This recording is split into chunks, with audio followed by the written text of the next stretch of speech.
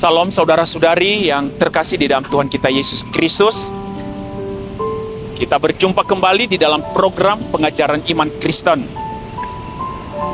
Pada saat ini, saya ingin membagikan bagian firman Tuhan yang tidak lepas dari pengalaman kehidupan setiap manusia, juga kita orang-orang percaya. Pengalaman yang saya maksud adalah berbicara tentang ketakutan.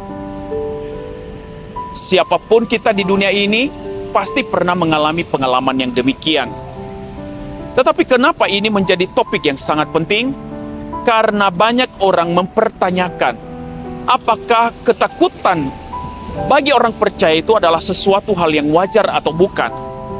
Mengapa pertanyaan ini timbul?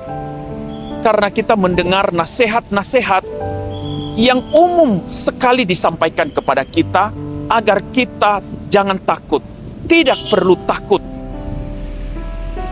Itulah sebabnya ketika seseorang mengalami ketakutan, nasihat ini menimbulkan sebuah pertanyaan. Apakah saya ini imannya sedang lemah, atau apakah ketakutan saya ini sesuatu yang wajar? Kalau kita memang meneliti Alkitab, kita mendapati bahwa banyak tulisan-tulisan di dalam Alkitab yang sering mengatakan jangan takut. Untuk bisa memahami pernyataan demikian, maka terlebih dahulu saya ingin mengajak kita melihat bahwa ternyata tokoh-tokoh di dalam Alkitab pun mereka mengalami ketakutan sama seperti kita. Hari ini saya ingin menyampaikan seorang tokoh yang cukup terkenal, yaitu Daud. Ketika kita mendengar nama Daud, kita pasti tahu bagaimana kepahlawanannya, bagaimana keperkasaannya. Ia pun membunuh Goliat, seorang prajurit Filistin yang memiliki tubuh yang besar dan kuat. Tetapi Daud yang memiliki keperkasaan demikian, dia pernah menuliskan ungkapan perasaannya kepada Tuhan. Di dalam Mazmur pasal 56 ayat 4, Daud mengatakan, "Waktu aku takut, aku ini percaya kepadamu ya Tuhan." Ini artinya apa? Bahwa Daud pun mengalami ketakutan yang sama seperti kita. Jadi jika tokoh-tokoh Alkitab, orang-orang yang sungguh mengasihi Tuhan dan yang setia kepada Tuhan, mengalami ketakutan sama seperti kita, maka mengapa Alkitab menuliskan jangan takut? Untuk memahami hal ini, maka kita harus membedakan. Ketika Alkitab mengatakan jangan takut, bentuknya bukanlah perintah. Jangan takut tidak sama dengan kalimat ketika firman Tuhan mengatakan jangan membunuh, jangan mencuri. Ketika Allah mengatakan jangan takut, Ia sedang mengatakan bahwa Ia mengerti tentang keberadaan kita, bahwa kita pun selalu tidak luput dari apa yang disebut dengan ketakutan. Dunia ini penuh kejahatan. Banyak hal di dunia ini yang membawa kita untuk takut melihat situasi yang terjadi. Karena Allah mengerti bahwa manusia, termasuk kita orang percaya, tidak luput dari ketakutan. Itulah sebabnya Allah hadir. Dia mengatakan jangan takut. Artinya apa? Aku ada di sini bersamamu. Allah mau memberikan dukungan. Allah mau memberikan sebuah dorongan kepada kita agar kita berharap kepada Dia sebagai tempat perlindungan di masa-masa ketakutan. Jika pernyataan Allah jangan takut adalah sebuah bentuk dukungannya bagi kita, sebuah bentuk bahwa Ia sungguh-sungguh hadir mau menolong kita, maka yang paling penting sebenarnya adalah bagaimana kita meresponi ketakutan itu, atau ketakutan itu memimpin seseorang kepada tujuan apa. Kita harus melihat bahwa ketika seseorang mengalami ketakutan, maka ada 3 hal yang menjadi respon dalam diri seseorang. Ada 3 wujud di mana ketakutan menuntun seseorang. Yang pertama adalah bahwa ada orang yang menyangkal ketakutan. Dia mau mencoba menyangkal bahwa ia takut. Kenapa ia menyangkal? Karena baginya, orang yang sering menyangkal ketakutan, ia melihat bahwa ketakutan itu sebagai bentuk kelemahan. Sehingga orang yang takut itu tandanya bahwa dia lemah. Maka orang-orang yang menyangkal ketakutan ini adalah orang-orang yang mau memegang kendali sebenarnya. Maka ketika mereka tidak mampu memegang kendali, maka itu artinya mereka mengatakan itu sebuah kelemahan.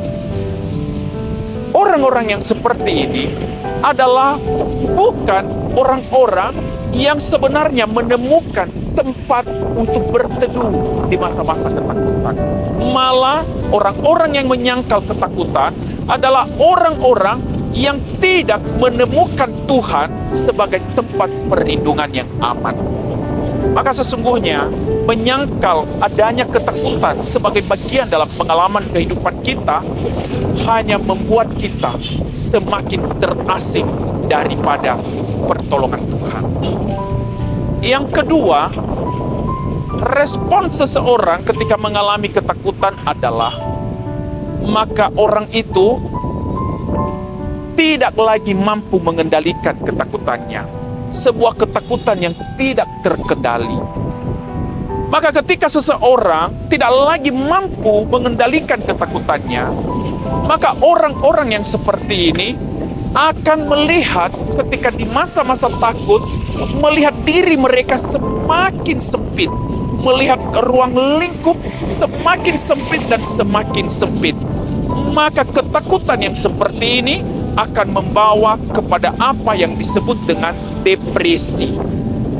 Maka puncak daripada depresi ini adalah seseorang akan mengalami yang disebut dengan halusinasi atau delusi.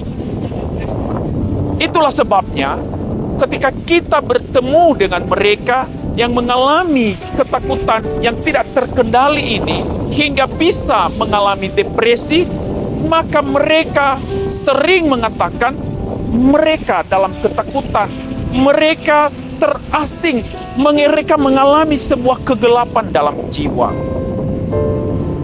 Kalau seseorang mengalami ketakutan yang tidak terkendali seperti ini, mengalami tingkat depresi yang seperti ini, maka artinya apa? Mereka tidak menemukan Tuhan, tidak mempercayai Tuhan sebagai tempat perlindungan yang aman. Ketiga, maka sesungguhnya inilah yang paling tepat agar kita memahami seperti apa respon orang percaya ketika mengalami ketakutan.